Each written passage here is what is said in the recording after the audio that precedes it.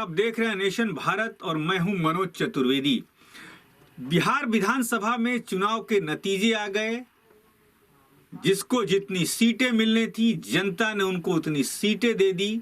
कोई कह रहा है कि जदयू का सबसे ज्यादा नुकसान हुआ, कोई कह रहा है कि राजद का नुकसान हुआ। तो वहीं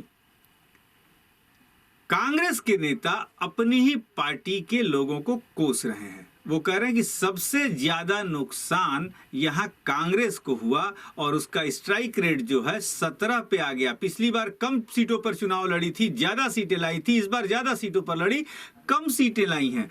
और कांग्रेस के बड़े नेता तारिक अनवर, आप समझ सकते हैं, तारिक अनवर जो एक बार विदेशी मूल के कारण कांग्रेस छोड़कर एनसीपी में गए थे, फिर वो अपने घर में लौटे और आज फिर उन्होंने विद्रोह का बिगुल जो है वो बजा दिया।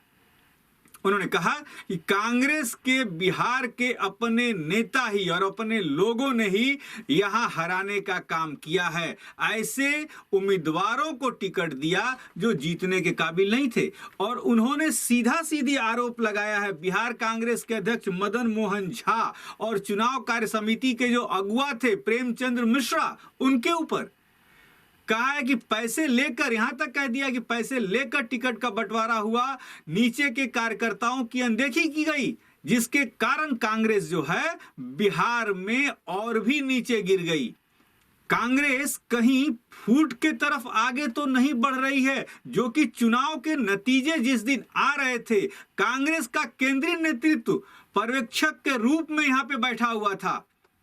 आपको याद होगा, सुरेजावाला से लेकर सब लोग यहां बिहार में धरना पे बैठ गए थे एक तरह से कि एकदम कहीं यदि 2-4-10 सीटों का सवाल हो तो कांग्रेस कहीं फूट भी सकती है।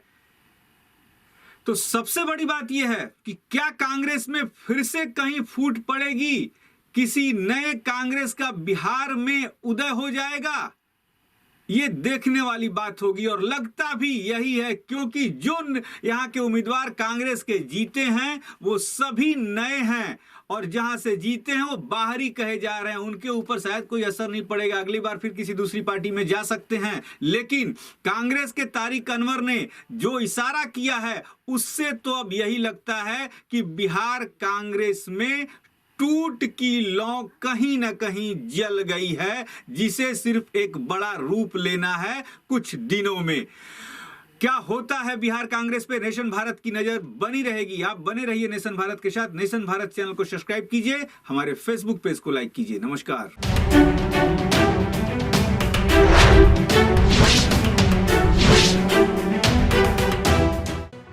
लेटेस्ट खबरों से जुड़े रहने के लिए हमारे चैनल नेशन भारत को सब्सक्राइब करें और बेल आइकन को दबाएं ताकि कोई खबर छूट न पाए।